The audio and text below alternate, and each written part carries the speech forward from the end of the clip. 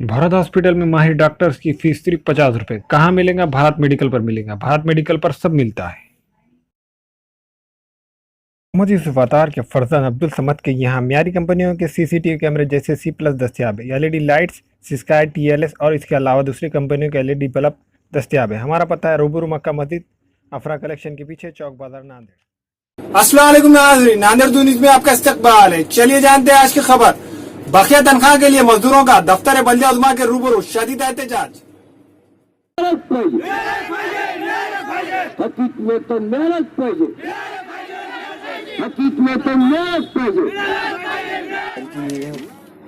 बकिया तनख्वाह ज़ेर इल्तवा मुतालबात की 100वीं के लिए बल्दिया उज़्मा के मजदूर मुलाजिमीन यूनियन लाल भुट्टा की जानिब से दफ्तर बल्दिया उज़्मा नांदेड़ के रूबरू शदीद एहतजाज किया गया। बल्दिया उज़्मा के कॉन्ट्रैक्टर मजदूरों की मार्च अप्रैल 2017 की तनख्वाह अभी तक अदा नहीं की गई। मुसलसिल नुमाइंदगी के बाद कमिश्नर गणेश देशमुख सिर्फ तयखुन दे रहे हैं।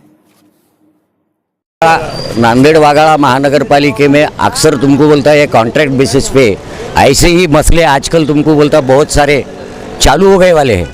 अब इसके पहले 4 साल से हम तुमको बोलता कंत्राटी सफाई कामगारों के वास्ते झगड़ा करे, उनको 1800 रुपये वेतन था। आज झगड़े कर करके कॉरपोरेशन के साथ आज कम से कम 6500, वो भी 12-12 घंटे ड्यूटी ले लेते हैं। ये तो तुमको बोलता अंग्रेज़ों से भी बदतर अत्याचार इनका हो गया। वैसे ही मल निस्सारण में काम करने वाले ऐसे 40-50 कामगार हैं जिनको 1 साल भर से वेतन नहीं है। अरे हम आंदोलन को बैठे तो उन्होंने दड़पशाही से आंदोलन तुमको बोलता दबाने की कोशिश कर रहे, मगर लाल भुट्टा अक्सर ये दबने वाला नहीं है। हमारी आवाज़ इन्हों कितनी भी कोशिश करके दबाने की करेंगे तो हम बिल्कुल हमारे मांगों के लिए हम इसी तरीके का आंदोलन आइंदा भी करेंगे, आज भी करते आए वाले। छोटे छोटे मसले हैं, तनख्वाह है बकाया, गुत्तेदार वो क्या बोलते हैं कि गुत्तेदार को वर्क ऑर्डर ही नहीं दिए। भाई गुत्तेदार को वर्क ऑर्डर नहीं दे तो आपका प्रशासन क्या कर रहा है? ये तो हमारे पब्लिक के सामने आने दो ना।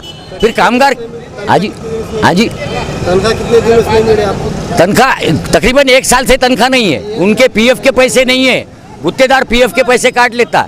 EPS की सहूलत है जो कि मेडिकल ग्राउंड पे इनको हर फैसिलिटी मिलना चाहिए, वो गवर्नमेंट ऑफ इंडिया प्रोवाइड करती है, मगर इन तक पैसे आते ही नहीं।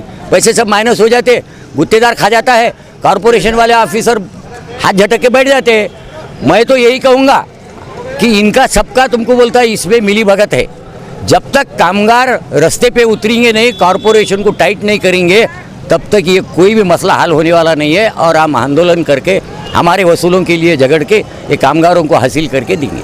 सर, तनख्वाह नहीं मिलने के बावजूद भी आप लोग काम कैसे कर रहे हैं? मतलब हाँ वही है साहब, मजबूरी इतनी है दुनियादारी में कि बहुत सारी बेकारी बढ़ गई वाली है। और ये लोग पहले तो तुमको बोलता नॉन टेक्निकल काम करने वाले लोग हैं, जो भी काम करेंगे आज 350 रुपये तुमको बोलता अकुशल कामगार को वेतन है, मगर इनको 200 रुपये देते।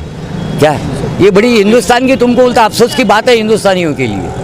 और इधर गवर्नमेंट बोलती है कि करोड़ों रुपए के हम इंडस्ट्रियल एरिया ला रहे, यूँ कर रहे त्यों कर रहे। हकीकत में सब मेरे ख्याल से तो सब झूठ है। जहाँ पर ये इतना ये तनख्वाह अदा नहीं कर सकते तो ये बिजनेस लाके या इतने बड़े इंडस्ट्रियल एरिया लाके फ़ायदा क्या है उसमें? सर, ठहरावा रहने के बावजूद भी इतने पैसे इतने कम क्यों मिल रहे हैं? हाँ, पैसे कम होने के क्या है, उन्होंने जो मिनिमम वेजेस एक्ट के तहत गवर्नमेंट ऑफ इंडिया ने तय करे वाला है, वो कानून है। कानून के तहत ये पैसे देते नहीं है, मजबूरी के तौर पर लोग पैसे ले लेते हैं। ये पूरे पैसे, अभी इनको झाड़ू मिलना चाहिए, मास्क मिलना चाहिए, गमबूट मिलना चाहिए, मगर ये कोई फैसिलिटी नहीं मिलते हुए भी ये लोग ड्रेनेज के अंदर उतर जाते हैं और काम करते हैं। मजबूरी है सब। तो सर, इसका पैसा कहाँ जाता है इनको जो मिलने की चीज़ों का? मेरे तो नज़र में खुला है कि ये लोग बिल्कुल कॉन्ट्रैक्टर और जो एडमिनिस्ट्रेशन चलाने वाले लोग हैं।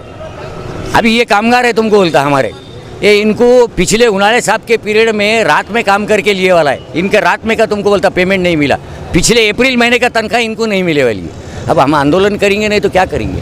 सर, मतलब इनको जो चीज़ें मिलने थे उनके पैसे क्या, उनको क्यों नहीं? पैसे खा जाते साहब, गुत्तेदार और कॉरपोरेशन वाले लोग खा जाते पैसे। झाड़ू के पैसे खाते, गमबूट के पैसे खाते, मास्क के पैसे खाते, क्या PF के पैसे काटे। अभी हमने PF एप्लीकेशन औरंगाबाद को तुमको बोलता है कंप्लेन दर्ज किया है।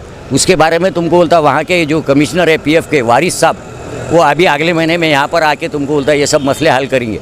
इसके पहले 8 दिन पहले मैंने एक पेपर में न्यूज़ सुना कि जो ऐसे प्राइवेट सेक्टर में काम करने वाले कामगार हैं उनके कई गुत्तेदारों ने तुमको बोलता है ऐसे PF के पैसे खा गए वाले हैं, जो कि उनके ऊपर 420 की कार्रवाई वारिस साहब अभी कर रहे हैं। क्या और 70 लाख रुपए कामगारों के उन्होंने डुबा दिए वाले।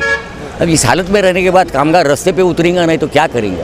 और लाल बोटा महज एक ही यूनियन ऐसी है जो कि कामगारों के तहत, मजदूरों के तहत तुमको बोलता ये अपने मेहनत कश लोगों के साथ हम रास्ते पे उतर के इनको हाथ मिला के देंगे बोले तो देंगे। सर इसके बाद भी अगर आपकी मांग पूरी नहीं होंगी तो आप क्या करेंगे? और आंदोलन आगे छिड़ेंगे साहब, इससे ज़्यादा टाइट करेंगे हम, समझे ना।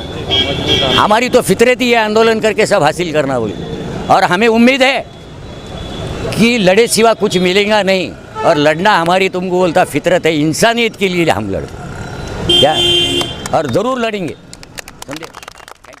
मोहम्मद बशीर अहमद परदेसी के फर्जंद मोहम्मद फारूक अहमद के यहाँ शादी ब्याह और रोजमर्रा के इस्तेमाल के लिए हर किस्म के हैदराबादी वज़ा के बर्तन दस्तियाब है। एक मरतबा जरूर तशरीफ लाए। M Farooq and brother medal centre, रूबरू मक्का मस्जिद चौक, बाजार, नांदेड़।